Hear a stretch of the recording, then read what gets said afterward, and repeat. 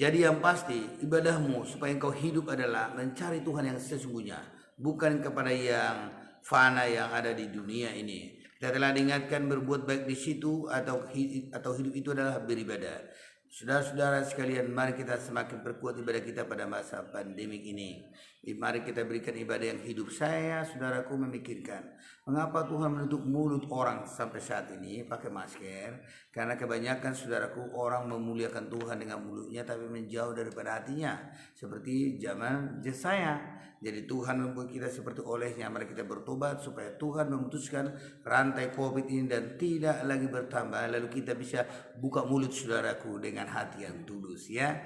Baik Bapak Ibu Saudara sekalian, dan hidup yang dijanjikan Tuhan bukan hanya hidup kekinian yang dimana Tuhan memberikan kita makan dan minum, sandang dan pangan, namun juga adalah hidup kekal karena Dia telah mati di bukit Golgota adalah untuk menyelamatkan saya dan saudara-saudara sekalian. Itulah yang dijamin oleh Tuhan, bukan hanya hidup kekal namun juga hidup kekinian. Haleluya. Mari saat ini kami akan berdoa buat Bapak Ibu Saudara yang punya masalah, apapun masalah saudara, dan terutama kami berdoa dulu buat orang-orang yang kena COVID supaya Tuhan menyembuhkan. Mari kita berdoa bersama-sama. Bapak kami berdoa saat ini Tuhan buat orang-orang yang penyakit COVID. Tuhan Engkau tolong, Engkau campur tangannya, Engkau menyembuhkan mereka. Belur-belur darah Yesus menyembuhkannya. Haleluya. Saat ini kami berdoa buat orang yang penyakit asma dan paru-paru. Kiranya Tuhan Yesus Engkau menolong, Engkau campur tangan, Engkau menyembuhkan. Kami berdoa buat mereka yang lumpuh saat ini, kiranya Tuhan Yesus senantiasa membuat mereka berjalan. Dan yang buta kiranya Tuhan menjadi melek, yang tuli mendengar, yang bisu berbicara. Saya berdoa kuasa Tuhan tidak pernah berubah. Dia juga bisa melakukan hal yang spektakuler, ya Tuhan, yang spektakuler bagi kita, karena Dia begitu mencintai saya dan saudara-saudara sekalian. Saudara beriman, maka itu akan terjadi buat hidup saudara. Kami berdoa buat mereka tentang pemulihan ekonomi. Engkau tolong, Engkau campur tangan, Engkau memberkati, ya Tuhan Yesus.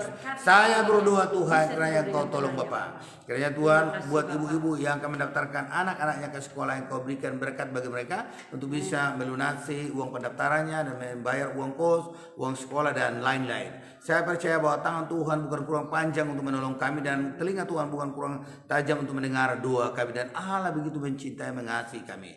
Kami berdoa untuk seluruh gereja-gereja di Kota Batam, Indonesia, dan dunia. Engkau tolong, Engkau campur tangan. Secara khusus kami berdoa untuk gereja GBI, kiranya Engkau pelihara hamba-hamba Tuhan, pelihara seluruh umat yang digembalakan, berikan karunia, urapan, wibawa buat kami semua para hamba Tuhan. Terima kasih Tuhan, terpujilah Engkau, dan kami terlalu yakin bahwa semua orang telah mendengarkan saat ini telah mendapatkan kekuatan iman. Yang terpenting kami harus berurat mempersiapkan diri, menyongsong Dia yang akan segera datang kali kedua, yaitu Yesus mempelai pria.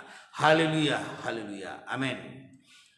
Salam Bapak Ibu Saudara yang kasihan Tuhan, kami berharap supaya Bapak Ibu Saudara juga boleh membagikan yaitu video kami ini di beranda Ibu Saudara, di IG, di grup, dan juga di cerita, dan di grup di medsos lainnya. Ketika saudara membagikannya, maka sebagaimana Anda diberkati, sahabatmu juga akan diberkati dan keluargamu. Dan tentu sekali juga Anda telah merasakan kenyamanan dan juga jiwa yang tenang dalam mendengarkan firman Tuhan, dan akan mendapatkan mimpi-mimpi yang indah nanti ketika Bapak Ibu Saudara tidur. Oleh karena itu saya harap Anda jangan pernah lupa bangun di pagi hari. Salam dari Gereja GBI Rawa Indah Kota Batam, pemilik program Obat Tidur yang selalu menjaga jiwa Bapak Ibu Saudara-saudara sekalian. Haleluya, Tuhan Yesus memberkati kita semua. Salam dari Kota Batam. Haleluya.